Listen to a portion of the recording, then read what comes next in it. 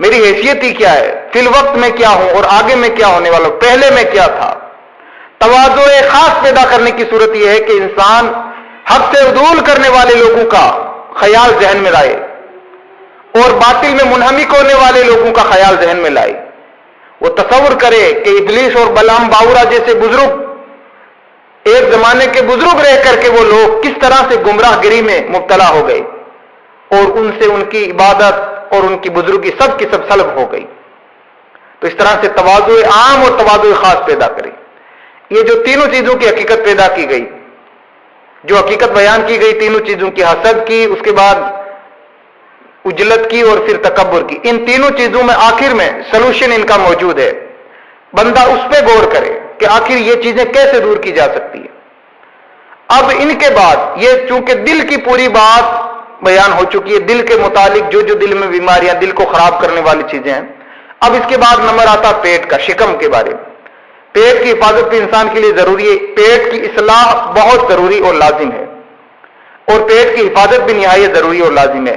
اور چونکہ پیٹ کی اصلاح اور حفاظت یہ نہایت مشکل معاملہ ہے اور بڑا دشوار امر ہے، اس لیے بندے کو ضروری ہے کہ وہ اس کے لیے بہت زیادہ کوشش کرے، پیٹ کی اصلاح کے لیے بہت زیادہ محنت کرے، پیٹ کی حفاظت کے لیے بہت زیادہ کوشش کرے۔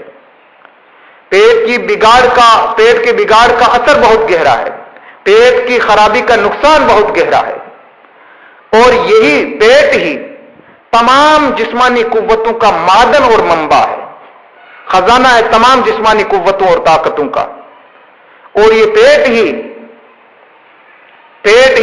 قوت و ذوق اسی پیٹ سے بدن میں ظاہر ہوتا ہے۔ عفت و شرکسی بھی پیٹ کے سبب جسم میں ظاہر ہوتی ہے۔ تو اس لیے جو انسان صحیح اور با مقصد عبادت کرنا چاہتا ہے، اسے اپنے پیٹ کو حرام اور شبہ کی غذا سے بچانا ہوگا، حرام اور شبہ کے کھانے سے اپنے آپ کو ہر حال میں محفوظ رکھنا ہوگا۔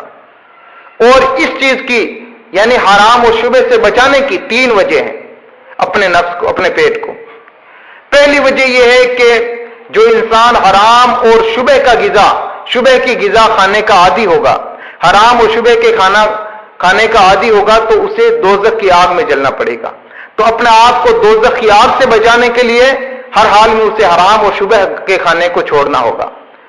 اللہ عز و جل کا قرآن کریم میں ارشاد ہے، ان الذین یأکلون اموال الیتامی ظلما انما یأکلون فی بطونہم نارا وسیصلون سعیرا۔ جو لوگ یتیموں کا مال ظلم کے طور پہ کھاتے ہیں، بے شک وہ اپنے پیٹوں میں آگ کھاتے ہیں اور وہ عنقریب دوزخ میں ڈالے جائیں گے۔ اور حضور صلی اللہ علیہ وسلم کا ارشاد ہے، کل لحم بنت من سحت فالنار اولی بہ۔ ہر وہ گوشت جو غذائے حرام سے تیار ہوا ہو تو اسے دوزخ میں جلنا ہی بہتر ہے، اور وہ دوزخ میں جلنے کے لائق ہے۔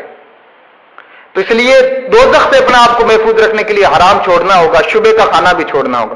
شبہ یعنی جس میں شبہ ہو کہ یہ حرام ہے یا حلال، یا حلال ہے یا نہیں، تو اس کھانے کو بھی چھوڑنا لازم اور ضروری ہے۔ اور دوسری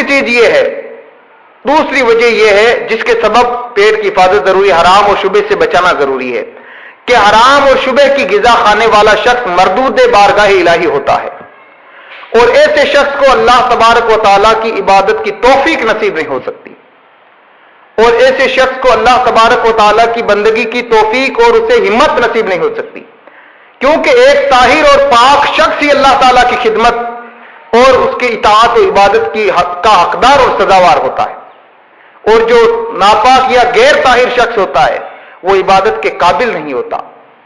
ذرا اس بات پہ تو غور کریں کہ ایک زمبی شخص کو اللہ تبارک و تعالیٰ نے مسجد میں داخل ہونے سے منع فرمایا ہے، اور ایک بے وضو شخص کو قرآن پر ہاتھ لگانے سے منع فرمایا۔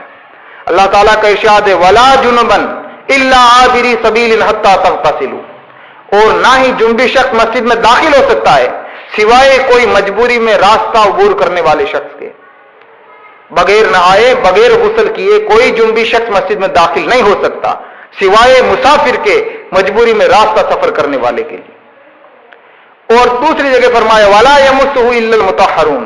اور اس قرآن کو نہیں چھو سکتے مگر پاک اور ستھرے لوگ۔ تو ان دونوں چیزوں سے ثابت ہوا کہ اللہ تعالیٰ نے جنبی کو مسجد میں داخل ہونے سے اور بے وضو کو قرآن کو ہاتھ لگانے سے منع فرمایا؟ کیوں؟ جبکہ یہ تو مباح چیز ہے، مباح ہے، یعنی درست ہے، جائز ہے، حرام نہیں ہے۔ نہ جنبی ہونا حرام ہے، نہ بے وضو ہونا حرام ہے۔ بے وضو ہونا یا جنبی ہونا مباح ہے، جائز ہے، درست ہے۔ لیکن ایک مباح امر کی وجہ سے اللہ تعالیٰ نے ایک انسان کو مسجد میں داخل ہونے سے منع کر دیا، ایک کو قرآن کو ہاتھ لگانے سے منع کر دیا، تو وہ شخص کیسے مسجد میں داخل ہو سکتا ہے جو حرام اور شبہ کے کھانے سے اپنے آپ کو آلودہ رکھتا ہے، حرام اور شبہ کے کھانے کا عادی ہے، حرام اور شبہ کی نجاست سے آلودہ ہے؟